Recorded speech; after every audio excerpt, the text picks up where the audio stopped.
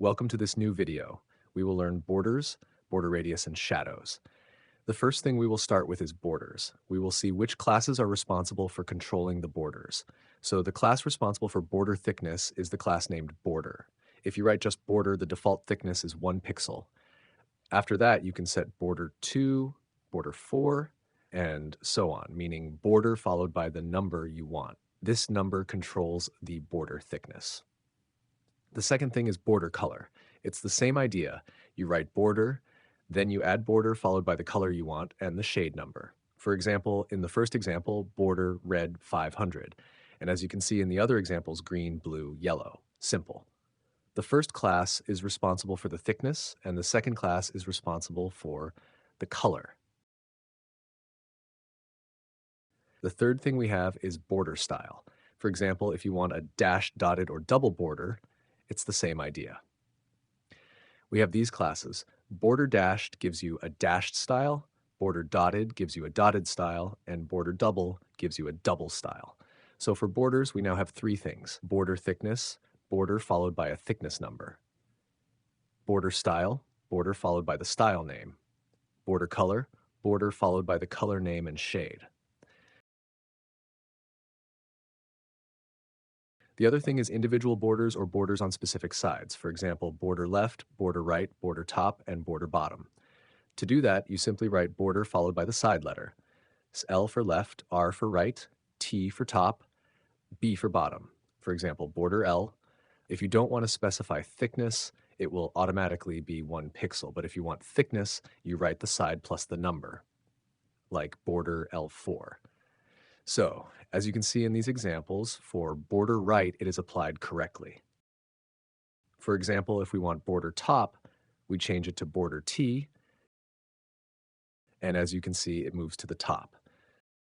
Similarly, if we want it on the bottom, we use border B, and it moves to the bottom. This means if we don't want it applied on a specific side or fully, we just change the letter to the side, like border L, border R, etc. And as you can see, it generally remains applied correctly. So as you can see in this example, we have this input.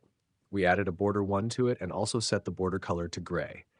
As you can see, it's a simple and good input.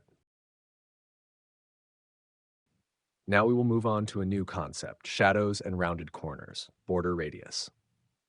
We will start with rounded corners and see how we can control them using CSS classes. It's very simple. There is a class called rounded, as we will see. This class is responsible for the corner radius. We have several values, for example, rounded, rounded-MD, rounded LG, rounded XL, rounded-2XL. As you can see, the corners become more rounded as the class value increases. We also have rounded-3XL. We also have a class called rounded full, which makes an element completely circular, like a full circle. You just apply rounded full, and it will make the element fully round. We also have per kernel. This is responsible for per corner rounding, meaning corners on specific sides. For example, rounded T rounds the top corners, rounded B or rounded bottom rounds the bottom corners, rounded R rounds the right side corners, and as you can see, rounded L rounds the left side corners. You can also control the shape of each corner individually. For example, to make it blue so we can see it, if we want to control the top left corner, we use rounded TL. As you can see, if we want to control the top right corner, we use rounded TR, and as you can see, it changes. Also, to control the bottom right corner, we use the class rounded BR. As you can see, it changes. If we want to control the bottom left corner, we use rounded BL, and it changes accordingly. So now we have a small example for a profile image, but I think there's a problem. I used an image from this placeholder.com, but it didn't work. So I will use an image I have here called logo.jpg, as you can see. This is, for example, it's our channel's logo. We will make it fully circular using rounded full, then add a border, as you can see, and set the border color to gray, border gray 600, or better, we can make it blue, which looks better. As you can see, it now looks much better.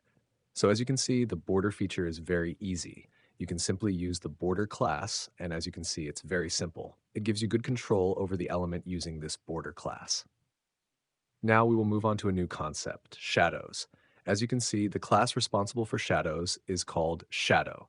This shadow class has different values. For example, shadow, shadow MD, shadow LG, shadow XL, shadow 2XL.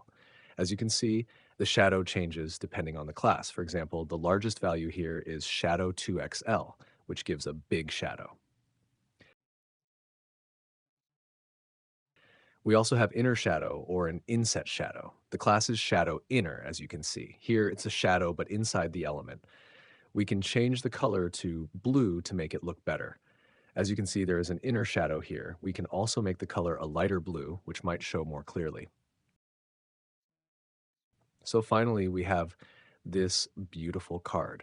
As you can see, we applied all the properties we learned earlier. For example, we set max width-MD and margin auto to center it as a container.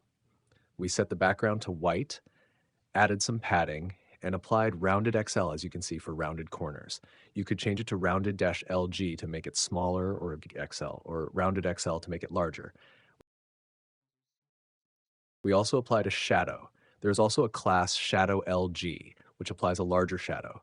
We also applied a border, as you can see, and set the border color, for example, to blue.